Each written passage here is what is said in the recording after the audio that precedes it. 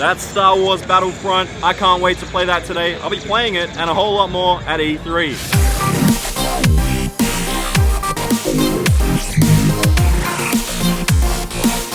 G'day guys, ChampChong here at E3 thanks to Samsung and GameSpot. Now it's the final day of E3. There are a bunch of games to check out. It's going to be awesome and I can't wait.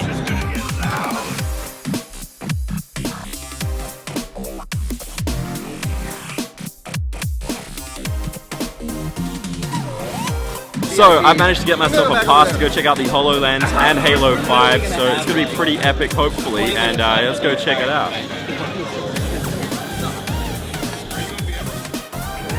So I just finished up with the HoloLens, and honestly, I'm going to be just brutally honest right here, I was slightly disappointed. Now, it was great and all, but what they showed us a couple of days ago is nothing like what we actually got our hands on. Maybe it's because it's an early prototype or something like that, but honestly, it's not what they showed us, and it was kind of misleading in a way. I still enjoyed it. I think it was really cool, and like it was an interesting way to look at games, but I don't think it's going to be used as games in the future because I see this thing with great potential. It's not ready now, but it's got that great potential. Maybe in 2-5 years from now, it could have stuff in your room like applications on the wall and things like that. Map your house the way you want it. So when you're like cooking or something, you don't need a recipe book or a tablet or something. You'll just straight up have a recipe on the wall, get it ready there, and that's how it will be done because it will save space and make your job easier while just wearing the HoloLens, and maybe one day they'll get it down to like a smaller size. Now back to some of the things I experienced today. Before I actually went in, they kind of measured my eyes and got it like right, so when I'd go into the HoloLens or put it on the HoloLens, they would know exactly like the measurements and stuff. That's why I think listed as number 64 or something. So basically what I noticed is like, let's say you've got something right here and you're looking at it, right?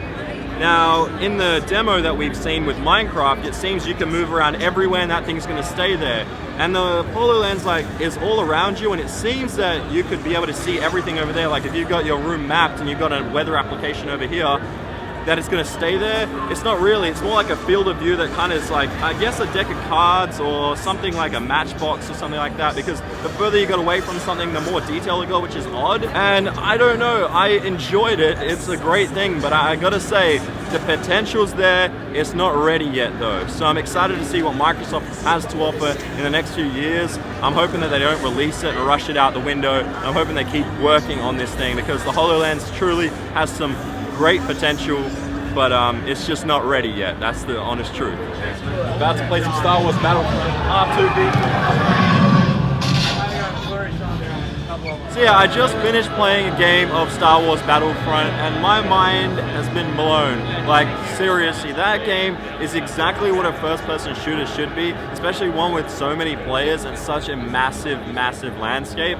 It is exactly how a first-person shooter should be played. On top of that, a couple things that happened to me in the game is that I actually ended up in an AT-AT and I was like shooting like missiles, some sort of like strike from the air. It was insane. And also I managed to find these like 3 guys in a trench at one point, and I just rolled up behind them, pop, pop, pop, pop, got the noob tube sort of thing. I don't even know, it was a grenade launcher of some sort, and it just destroyed them. And I think I got to around a 7 kill streak. I think I finished with like 27 kills and 6 deaths.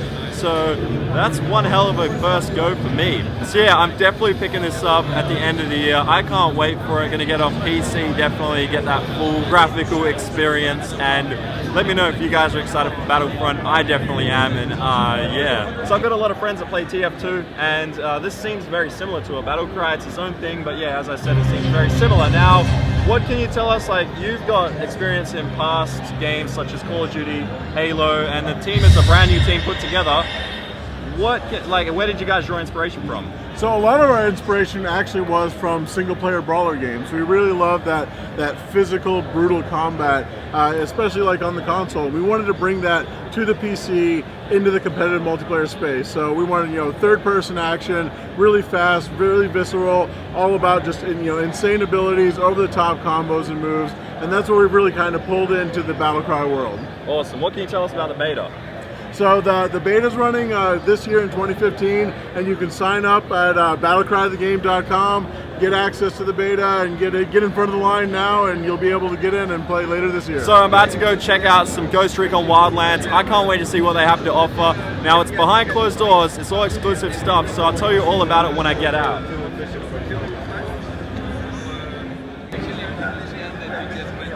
So I just got out of Ghost Recon Wildlands, and that game is truly incredible. Now it's a very early build. That's what I got, that's what the feel I got of it, and they only just announced it. So that's one of the main things that I'm going to mention right away. However, one of the coolest things is they were showing us the open world, and then they actually got into this chopper, and the world just kept on going, and clearly there's still a lot of development to do, but there's that potential there. It looks incredible. I can't wait to see what they do. And if you play GTA, and I'm a massive GTA fan, you try playing heist with friends, and it doesn't really work. You run out of things to do because it's only like a certain amount of heists. But this game's sort of built from the ground up, where you and your friends can go to so many drug busts in Bolivia, this amazing landscape, so many things to do, and the combat is built that way to do this, to work with your friends. It's not just a game that's been added to it, it's all there. Ghost Recon Wildlands. I can't wait to see more of it, hopefully at Gamescom or something, and yeah, I'll let you guys know all the details as soon as I can. So I'm a massive Assassin's Creed fan, been playing it since back in the day, riding the horse with Altair, and last year Unity came out. I know you guys are a completely different studio, completely understand that, but maybe some of the people out there don't know that. So how can you reassure us that we've got an epic game coming this year? Well, for one thing, we've decided to focus all our development effort on the single player, on creating the biggest single player experience we've ever had in the Assassin's Creed franchise. Yeah. So, and we're here at E3 with a hands-on demo. This is the first time we do this on the Assassin's Creed franchise, again, to make sure that people can feel that the game is coming together. Yeah. And we're testing it earlier than we've ever done it before. Feedback from we're trying to incorporate all the feedback from our players into the experience to make sure that on October 23rd, everybody has a smile on its face. So you guys have actually had how long to make this game? 2 years, right? We've been working on it for more than 2 years and a half now. So before Unity even came out? Absolutely, no, absolutely. And you know, we're building on the shoulders of Assassin's Creed Unity and some of the good things that they've done, but we've learned a lot, and we're trying to improve any thing that the player didn't like last year. So trying to make the navigation much more smoother. I don't know if you've played the hands-on demo. You can feel it, but that's all the kind of feedback that we're incorporating into the experience to make it better for everybody. How early in development did you guys actually decide that you're going to put in the rope? What's it called? The rope launcher. The rope launcher. Pretty much at the beginning, because when we were building London, we noticed how and one of the things that we wanted to capture was modernity, make the game feel more modern. And this is why we chose 1868 London. Yeah. Because for us, it really felt like the gates of the modern age. And when we studied the city, we noticed how taller the buildings were.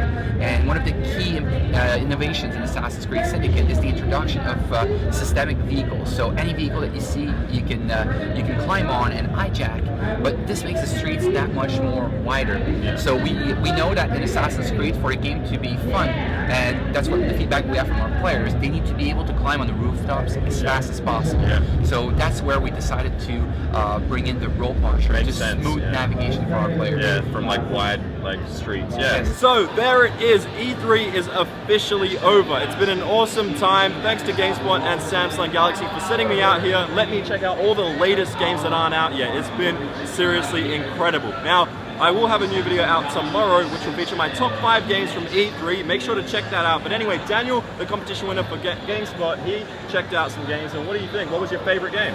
Definitely Battlefront. It's probably the best of the whole thing. Yeah? Yeah. Awesome. Thanks, Daniel. Anyway, that's it for the video. If you enjoyed it, please smack the like button, and I'll see you in tomorrow's top 5 games of E3.